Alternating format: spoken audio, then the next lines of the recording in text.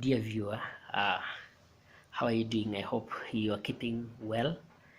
Um, in these unprecedented times, I know Kenyans, you know how everything is pinching into the pocket. The cost of the most basic commodities have risen, but we hope that in all, God will keep all of us safe and we will sail through this. So today I have a few things just to bring to our attention.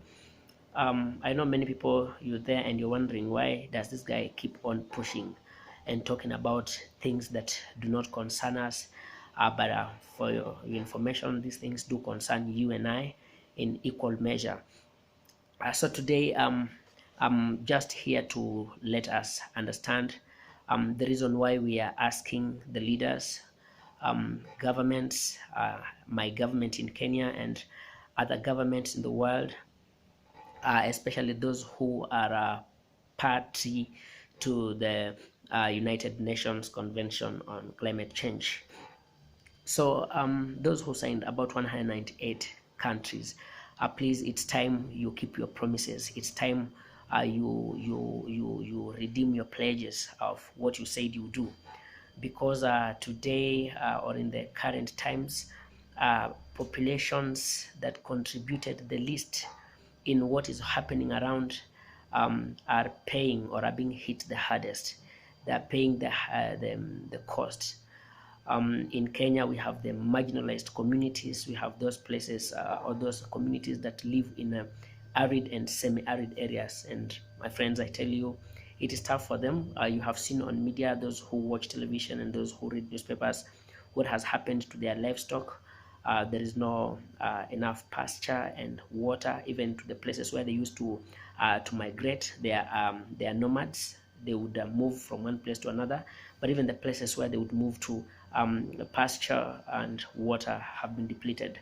We have seen scores of animals dying, not just domestic, but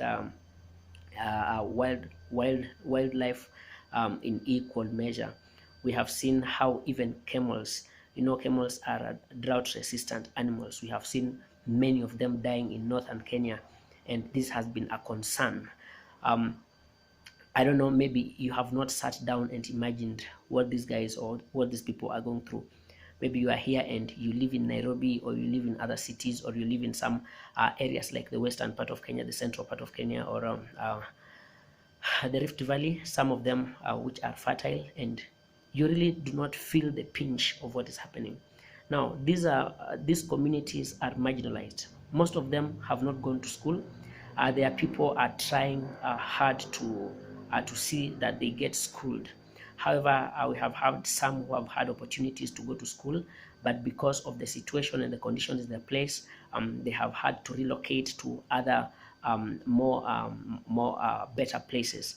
And so the people who have been left on the ground are people who are less educated. Some of them are yearning for it, but the opportunities have not come to them, and I really sympathize with them. So they're not less educated, they do not have enough money, so they cannot actually relocate to go buy or move to a place that is a bit more favorable. So they are there, their children and themselves, some of them have starved to death, some of them do not really know what to do.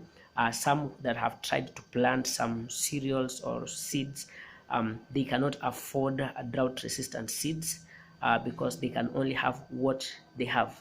The areas are extremely dry, with unreliable rainfall, high temperature ranges, and this has just been bad. So I am calling upon all of us, anybody who is listening to me. This thing is happening to northern Kenya, but we are not insulated, because the desert conditions or desertification is growing southwards at an alarming rate. The last time I checked, it was 10 centimeters per year. That is the aridity in northern Kenya. But when we look at the Sahara Desert, which is in the north of Africa, it's spreading. The last time I checked, it was 6 kilometers per year, and that was alarming. So if we sit down and we just make promises and do not fulfill them, it's being mean, it's being unfair. We are not being fair to the people. These people are not industrialized. Industrialization is what has led to the worst state of affairs as it is today. Uh, um, Agriculture, these people are not agriculturalists, but they are paying the highest price, or the biggest cost of this. They're paying the biggest price of this, yet they contributed the least. Please let us be mindful of them. Let us think of them. Life comes first. I will quote what Liz Wathotti said, that people must be at the center of it. So every decision we are making, please let us ensure that we put people in mind. Someone else said, there was used this analogy, there was a poor man who did not have a home, also did not get some warm clothing. So he was met by a billionaire, and the billionaire said, "Why are you here? And why do you not even have a warm cloth on you?" He said, "It's because I do not have any." So the billionaire told him, "Please stay here. I go to the house and bring you some warm jacket." So the billionaire went to the house to bring a jacket or a warm cloth for him, but got to the house and got busy and forgot that he had promised to bring a coat to this guy. So by the time he was remembering, it was morning. He comes and finds this man dead. And he had left a message for him which said that I had the mental strength to fight cold, and that's why I lived. But when I looked forward to your promise, my mental strength died down, and so I couldn't fight. I couldn't fight anymore. So this is what we are doing. The world leaders are promising that they're going to fund these guys. It's going to fund developmental projects that are sustainable in those areas of people who are experiencing these difficult situations.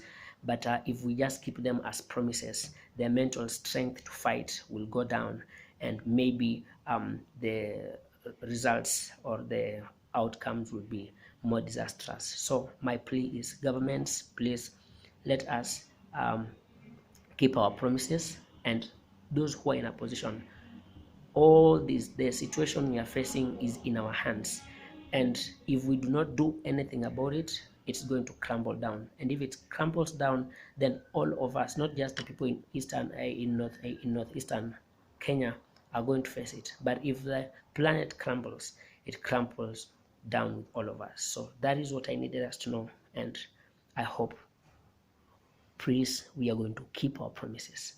And wherever we are, those ones who are not in government, please let us do what we can do. We can plant trees, we can care for those ones that are there, we can use water sparingly, we can just put the litter in the required places where they should, and with that, we'll be somewhere. So that's all I needed to let us know.